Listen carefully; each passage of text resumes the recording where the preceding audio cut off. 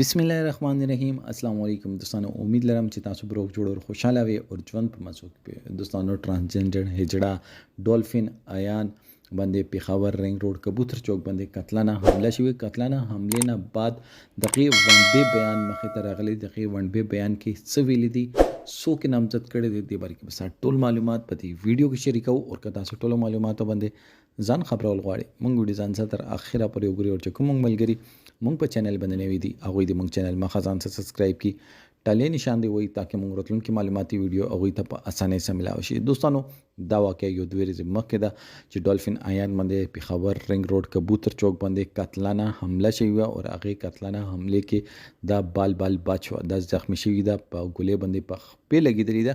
خو دوستانو دا یو الله پاک یو داسې مخلوق ده چې دا ډیر زیات مونږ کمزوري ګڼو او دې ته مونږ په ډیر زیات په سپک نظر باندې ګورو. دوستانو که هغه الله پاک دغه څه پیدا کړی ده نو مونږ پکې څه کار نشته.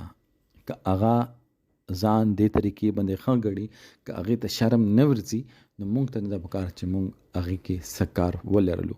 دوستانو دوی تماشو ته د مونږ یو چې دوی تماشو ته بیاو، د مونږ یو چې دوی پروګرامونو ته راولو، دوی مونږ یو چې دوی په یوټیوب باندې ورته ویوز ورکوو، هغې باندې دوی ارننګس کوي.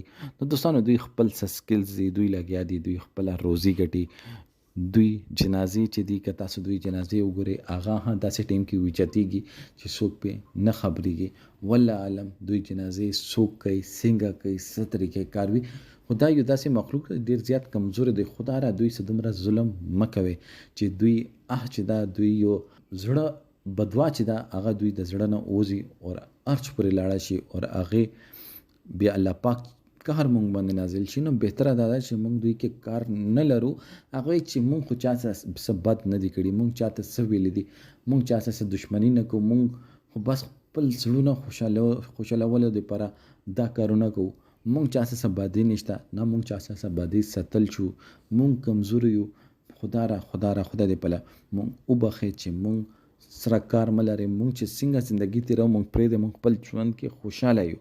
دوستانو تاسو ورته تبلیغ کول چې الله پاک لار ورته ښودل چې ډېر داسې نرښځې وو چې هغوی د الله پاک پیغام چې ورته ورسېدلو هغوی ځانونه وپېژندل او هغوی صراط مستقیم په لارې باندې روان شل. نو تاسو ورته تبلیغ وکړئ. ډاز حل نه دی، ډاز د یوې مسلې حل نه دی.